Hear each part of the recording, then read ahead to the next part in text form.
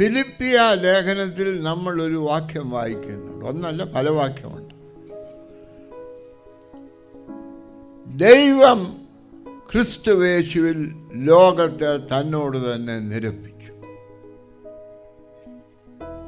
നിരപ്പിന്റെ ആവശ്യം ലോകത്തിൽ വന്നു. ജീവിതത്തിന്റെ കേന്ദ്രത്തിൽ നിന്ന് ദൈവത്തെ മാറ്റി ഓരോ വ്യക്തിയെയും സ്വാർത്ഥ താല്പര്യങ്ങളെയും ദൈവമാക്കി അവയെ പിന്തുടർന്നപ്പോൾ ദൈവത്തിന് ലോകത്തിന് ദൈവം നഷ്ടപ്പെട്ടു. ദൈവം ലോകത്തിൽ ധന്യമായില്ല, എന്നാൽ അവർക്ക് ദൈവം നഷ്ടപ്പെട്ടു. അങ്ങനെ ദൈവം നഷ്ടപ്പെട്ടതായ ലോകത്തെ ദൈവത്തിലേക്ക് തിരിച്ച് ചേർക്കുന്നതിനായിട്ടാണ് ദൈവം മനുഷ്യനായി ക്രിസ്തുയേശുവിൽ അവതരിച്ചത്. ഇത് ലോകത്തെ നിരപ്പിക്കുന്നതിനാണ്. നഷ്ടപ്പെട്ടു പോയത് ലോകമാണ്. അതുകൊണ്ട് സഭയുടെ ഐക്യം മാത്രമല്ല, എവിടെയെല്ലാം ദൈവത്തിൽ നിന്ന് സൃഷ്ടി അന്യമായോ ആ സൃഷ്ടിയിലൊക്കെ തിരിച്ചു വരവാണ്. ഇക്യൂമെനിസം എന്ന് പറയുന്നത് മനുഷ്യൻ സൃഷ്ടി ദൈവത്തിലേക്കുള്ളൊരു തിരിച്ചു വരവാണ്. അതുകൊണ്ട് യോഗങ്ങൾ കൂടി സഭകൾ കൂടി ഒന്നും അല്ല, മനുഷ്യൻ ദൈവത്തിലേക്ക് തിരിച്ചു വരും. രണ്ടാമതായിട്ട് ദൈവത്തോടുകൂടെ ചേർന്ന മനുഷ്യൻ ദൈവത്തോടുകൂടെ ലോകത്തിലേക്ക് പോകണം. ഏതു പ്രകാരം യേശുക്രിസ്തു സ്വർഗം വിട്ട് ഭൂമിയിലേക്ക് വന്നു, അതുപോലെ മനുഷ്യൻ ദൈവത്തോടുകൂടെ സഭയുടെ ഉള്ളിൽ, സഭയുടെ നിന്ന് സഭ ലോകത്തിന് വേണ്ടിയാണെന്നുള്ള ബോധത്തോടുകൂടെ സഭയെ ലോകോന്മുഖമായിട്ടുള്ള പ്രവർത്തനത്തിന് സജ്ജമാക്കണം. അതിനാൽ ഇക്യൂമെനിസം ദൈവത്തിൻ്റെ പ്രവൃത്തിയാണ്. ദൈവത്തോടുകൂടെയുള്ള നമ്മുടെ കൂട്ടുപ്രവർത്തനത്തിനാണ് ഇക്യൂമെനിസം എന്ന് പറയുന്നത്. മനുഷ്യരെല്ലാം കൂടിയുള്ള ആലോചനയല്ല. നമുക്കറിയാം, ഇന്ന് സഭകളൊക്കെ തമ്മിൽ യോജിപ്പിനെന്നും ഒക്കെ പറഞ്ഞ് വേൾഡ് കൗൺസിൽ എന്തെല്ലാം മീറ്റിംഗ് നടത്തുന്നു. നടത്തിയ ഇവിടെ വരുമ്പോഴത്തേക്ക് പോയതിനേക്കാൾ കുഴപ്പത്തിലാണ് കിടക്കുന്നത്. ഇപ്പം തന്നെ ഈ മാരാമൺ കൺവെൻഷൻ ഇവിടെയൊക്കെ നിങ്ങളുടെ ഇരിപ്പ് കണ്ടാൽ എന്തു വലിയ സ്നേഹത്തിലായിരിക്കുന്നത്. ഇപ്പം ഞങ്ങൾ ഈ കസേര ഇരിക്കുന്നവരെ ഇപ്പം കണ്ടാൽ അങ്ങനെ. എന്നാൽ തിരിച്ച് ഞങ്ങളുടെ വീട്ടിൽ ചെല്ലുമ്പോൾ ഞങ്ങളുടെ സ്ഥിതി എന്നാണെന്ന് നിങ്ങളിപ്പോൾ അനുഭവിച്ചറിഞ്ഞു കഴിഞ്ഞു. അതുകൊണ്ട് ദൈവത്തിലോട്ട് സഭകളുടെ ഒരു വലിയ തിരിച്ചുവരവ്, ദൈവത്തിൻ്റെ ആധിപത്യം, ഇവിടെ ദൈവരാജ്യത്തെ പറ്റി, അതിനാണ് ദൈവരാജ്യം എന്ന് പറയുന്നത്. അവിടെ വന്നത് കൊണ്ടായില്ല, ലോകത്തിനു വേണ്ടിയാണ് ദൈവം.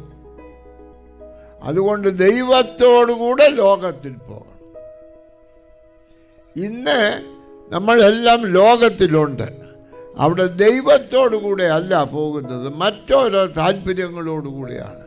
ഇന്ന് ലോകത്തിലെ പ്രശ്നങ്ങളുടെ എല്ലാം ഉത്തരവാദിത്വം ദൈവത്തെ കൂടാതെ ലോകത്തിൽ പ്രവേശിക്കുകയും പ്രവർത്തിക്കുകയും ചെയ്യുന്നത് മൂലമാണ്.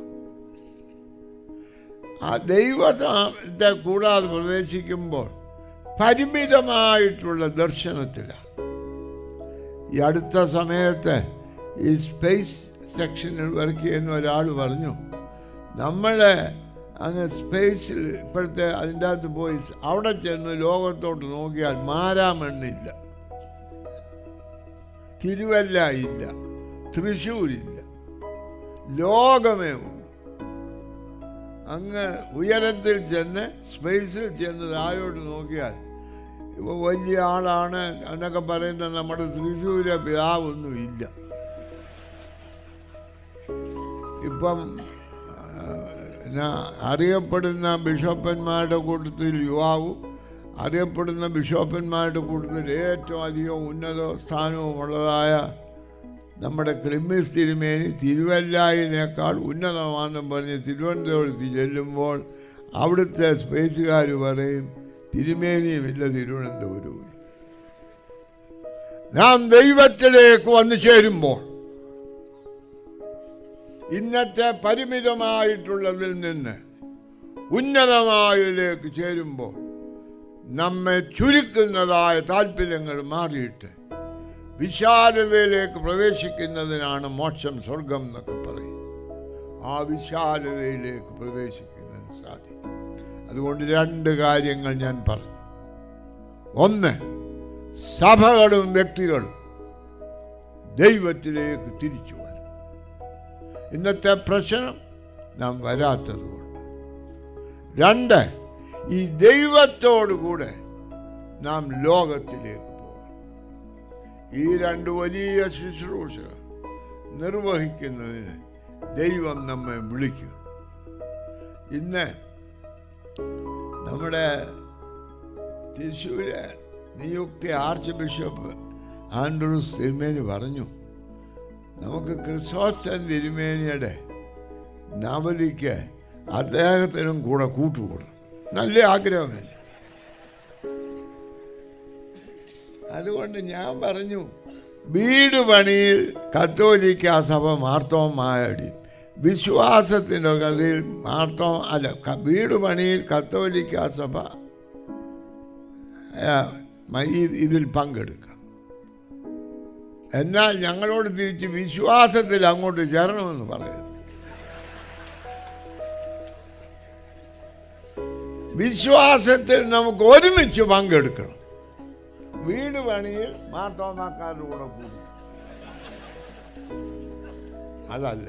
ഇവിടെ പറഞ്ഞ ഒരു സംഗതി, ഇന്ന് യേശു ക്രിസ്തു എന്ത് ലോകത്തിൽ ചെയ്യും, അതിൽ യേശു ക്രിസ്തുവിലാണ് നാം ആയെങ്കിൽ നാം എല്ലാം ഇഷ്ടമുണ്ടെങ്കിലും ഒന്നായിത്തീരും. അതിന് ദൈവം നമുക്ക് സഹായിക്കട്ടെ. ഇത്രയും നേരം നല്ല പ്രസംഗങ്ങളായിരുന്നെങ്കിലും നിങ്ങൾ ഈ മുമ്പിലിരിക്കുന്നവർ ഉറങ്ങിയില്ല. പുറകെ ഇരിക്കുന്നവർക്ക് എന്തോ ഭവിച്ചെന്നിട്ടിരുന്നാൽ കാണത്തില്ല. ഇവിടെ ഇരുന്നതിൽ എനിക്ക് നിങ്ങളെ വലിയ ബഹുമാനമാണ്. എൻ്റെ അഭിപ്രായം, നിങ്ങൾ ഇത്രയും പേര് പറഞ്ഞതെല്ലാം കേട്ട് ജീവിക്കാൻ തുടങ്ങിയാൽ എന്താ ഭവിക്കാൻ പോകുന്നത്? സുനാമിയേക്കാൾ വലിയൊരു അനുഗ്രഹം, സുനാമി നാശം. ഇന്ന് നിങ്ങൾ ഈ കേട്ട കാര്യങ്ങൾ നിങ്ങൾ പ്രവൃത്തിയിലാക്കാൻ ശ്രമിച്ചാൽ, ഇപ്പം നിങ്ങളുടെ മനസ്സിലുണ്ടായിരുന്നത് ഇങ്ങനെയൊക്കെ വേണമെന്ന്, അത് ഈ പന്തലിൽ ഇറങ്ങുമ്പോഴും മനസ്സിൽ നിന്നാൽ ഒരു പുതിയ കേരളം നമുക്ക് സൃഷ്ടിപ്പാൻ സാധിക്കും. ഈ മീറ്റിംഗ് അതിൽ നമുക്ക് സഹായിക്കട്ടെ. ഇന്നിവിടെ വളരെ ശ്രദ്ധേയമായതും വേദപുസ്തക അടിസ്ഥാനമായതും പ്രായോഗികമായ നിർദ്ദേശങ്ങൾ കൊണ്ട് നമ്മെ അനുഗ്രഹിച്ച പിതാക്കന്മാരോട് മാർത്തോമാ സഭയ്ക്കും വന്നുകൂടിയിരിക്കുന്ന ജനങ്ങൾക്കുമുള്ള നന്ദി ഞാൻ പ്രത്യേകമായിട്ട് അറിയിച്ചു. നമുക്ക് പ്രാർത്ഥിക്കാം. ദൈവമായ കർത്താവേ, അവിടുന്ന് ഞങ്ങളുടെ പിതാവാകും, അവിടുന്ന് ഞങ്ങളുടെ രക്ഷിതാവാകും, അവിടുന്ന് ഞങ്ങളുടെ പ്രത്യാശയാകും, അവിടുന്ന് ഞങ്ങളുടെ അനുഗ്രഹമാകും. അങ്ങയിലേക്ക് അടിയങ്ങൾ കണ്ണുയർത്തും.